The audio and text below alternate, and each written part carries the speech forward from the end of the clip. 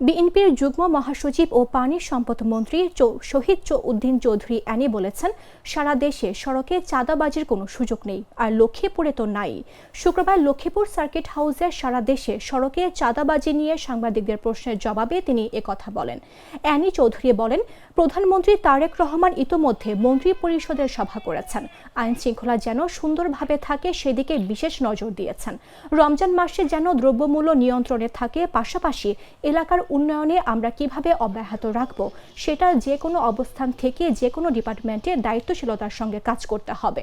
সদর হাসপাতালে মানুষের মৌলিক অধিকার চিকিৎসা নিয়ে বিশেষ নজর রাখছি। তিনি আরও বলেন, লক্ষ্মীপুরের জলাবদ্ধতা দূরীকরণের জন্য ইতোমধ্যে বৃহত্তর নোয়াখালীর মধ্যে একটি নতুন প্রকল্প ভলুয়া নদী খনন এবং রহমতখালী খান পুনর্খনন। আমরা যদি এই প্রকল্পটি হাতে নিতে পারি, লক্ষ্মীপুরে যে জলাবদ্ধতা ব্যাধি দীর্ঘদিনের মানুষের যে কষ্টের জায়গা, সেখান থেকে আমরা মুক্ত হতে সক্ষম হব।